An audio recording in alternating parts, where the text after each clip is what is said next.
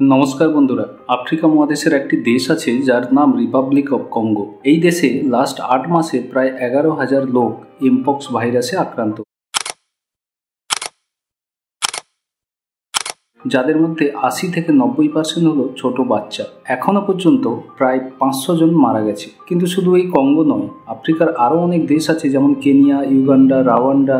এইসব দেশেও অনেক মানুষ এই ভাইরাসে আক্রান্ত হয়েছে। কিন্তু চিন্তার ব্যাপার হলো, এই রোগটি আর শুধু আফ্রিকা মহাদেশে সীমাবদ্ধ নয়, এশিয়া এবং ইউরোপের বেশ কিছু দেশেও ছড়িয়ে পড়েছে। যেমন আমাদের প্রতিবেশী দেশ পাকিস্তানে রিসেন্টলি 3টি কেস সামনে এসেছে। এছাড়া ইউরোপের সুইডেন, আমেরিকা এবং ইংল্যান্ডেও এর নমুনা পাওয়া যাচ্ছে। ঠিক এই কারণেই 13ই আগস্ট 2024 ওয়ার্ল্ড হেলথ অর্গানাইজেশন বা WHO এমপক্স ভাইরাসকে পাবলিক হেলথ ইমার্জেন্সি হিসাবে ঘোষণা করেছে।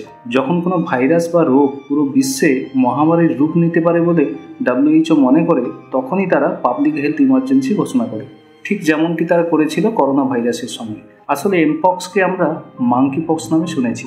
1958 সালে ডেনমার্কের একটি ল্যাবে মাঙ্কি বা বানরের দেহে প্রথম এই ভাইরাসটি খুঁজে পাওয়া যায়। ভাইরাসটি প্রথমে পশুদের মধ্যে দেখা দিয়েছিল, কিন্তু 1970 সালে কঙ্গোতে প্রথম মানুষের শরীরে ধরা পড়ে। কোনো ব্যক্তি এই রোগে আক্রান্ত হলে তার মধ্যে যেসব লক্ষণগুলি দেখা যায় সেগুলি হলো জ্বর, মাথা ব্যথা, পেশিটান, দুর্বলতা এবং শরীরে গোল গোল র্যাশ বের হয়। এই র্যাশগুলি দেখতে ভয়ঙ্কর লাগে। এখন জানবো এই রোগটি কিভাবে ছড়িয়ে পড়ছে। কোনো আক্রান্ত ব্যক্তির সংস্পর্শে এলে, অথবা তার কোনো জামা কাপড় ব্যবহার করলে, কিংবা আক্রান্ত ব্যক্তির হাঁচি কাশির মাধ্যমেও এই রোগটি ছড়িয়ে পড়ে। এছাড়াও কোনো আক্রান্ত পশুর সংস্পর্শে এলে এই রোগে বা এই ভাইরাসে আক্রান্ত হওয়ার সম্ভাবনা থাকে। কিন্তু প্রশ্ন হলো, এটি কি করোনার মতো ভয়াবহ একটি ভাইরাস যার জন্য WHO মেডিকেল ইমার্জেন্সি ঘোষণা করলো? বন্ধুরা, এখনও পর্যন্ত WHO রিপোর্ট অনুসারে এই ভাইরাসটি করোনার মতো বিশালভাবে ছড়িয়ে পড়ার ক্ষমতা রাখে, কিন্তু মৃত্যুর হার করোনার থেকে অনেকাংশ কম। এই রোগের প্রতিষেধক হিসেবে 2টি ভ্যাকসিন আছে।